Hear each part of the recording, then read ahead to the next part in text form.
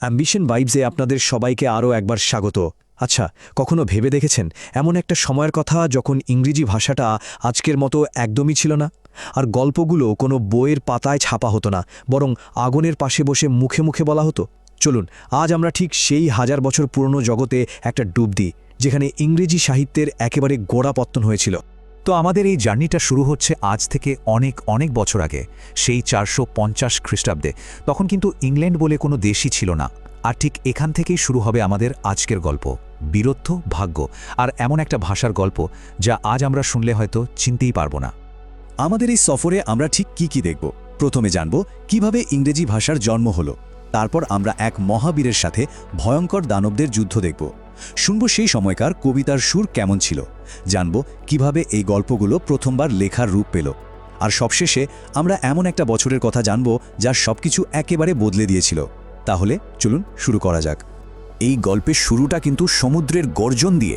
কয়েকটা জার্মানিক উপজাতি তাদের নৌকা ভাসিয়েছিল একটা নতুন দেশের খুঁজে। আর তারা শুধু নতুন মাটিই দখল করেনি, সঙ্গে করে নিয়ে এসেছিল এক নতুন ভাষা আর সংস্কৃতি, যা থেকেই আজকের ইংরেজির জন্ম। এই যুগটা টিকে ছিল প্রায় 600 বছরেরও বেশি সময় ধরে। শুরু হয়েছিল 450 খ্রিস্টাব্দে ওই উপজাতিদের আগমনের সাথে, আর এর শেষ হয়েছিল 1066 সালের এক অসম্ভব যুগান্তকারী ঘটনা দিয়ে। আর একটা মজার ব্যাপার কি জানেন? এই অ্যাঙ্গেলসদের নাম থেকেই কিন্তু আজকের ইংল্যান্ড আর ইংলিশ এই শব্দ দুটো এসেছে। একবার কল্পনা করার চেষ্টা করুন তো, বই নেই, কাগজ নেই, তাহলে সাহিত্য কিভাবে বেঁচে থাকতো?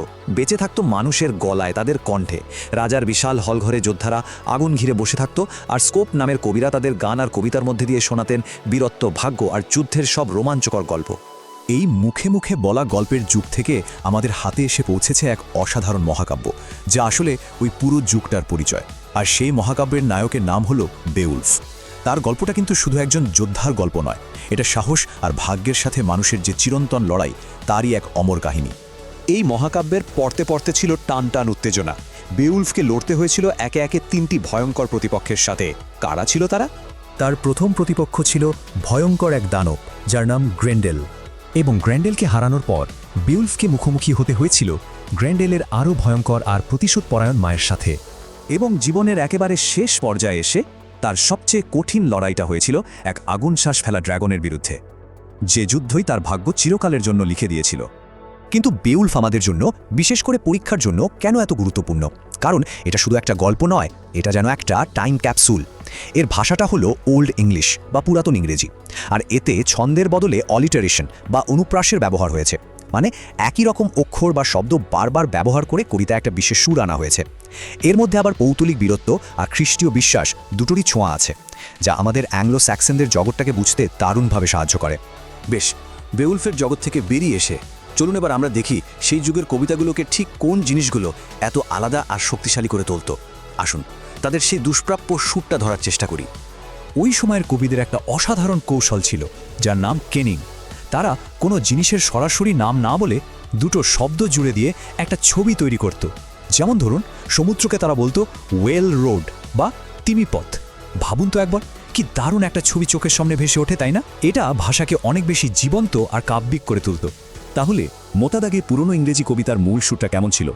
এতে ছিল অনুপ্রাসের খেলা, একটা শক্তিশালী ছন্দ যা ড্রামের মতো বাজত, ক্যানিংয়ের মতো ছবির মতো ভাষা, আর এর বিষয়বস্তু ছিল জীবন মৃত্যুর মতোই খুব গম্ভীর, যেমন বীরত্ব, ভাগ্য আর ধর্ম।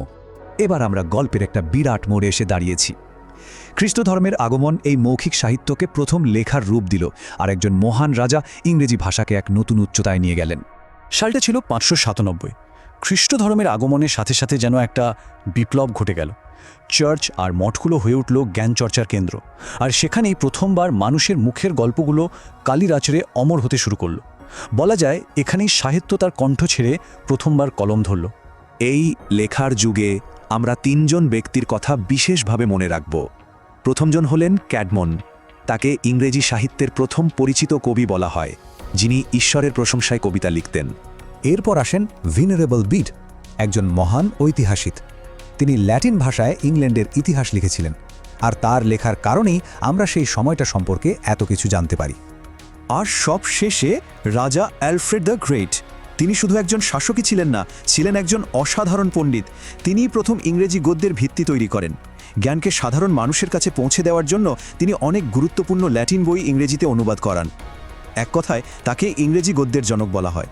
এবার আমরা এগিয়ে যাচ্ছি পুরাতন ইংরেজি যুগের এক নাটকীয় শেষের দিকে। একটিমাত্র বছর, একটিমাত্র যুদ্ধ, যা ইংল্যান্ডের ইতিহাস আর ভাষার গতিপথ চিরদিনের জন্য পাল্টে দিয়েছিল। ১০৬৬ সাল হেস্টিংসের যুদ্ধক্ষেত্রে নরম্যান ডিউক উইলিয়াম ইংরেজদের হারিয়ে ইংল্যান্ডের সিংহাসন দখল করে নিলেন। এই ঘটনাটাই ইতিহাসে নরম্যান বিজয় বা দ্য নরম্যান কনকোয়েস্ট নামে পরিচিত, আর এটাই ছিল অ্যাংলো স্যাক্সন যুগের সমাপ্তি।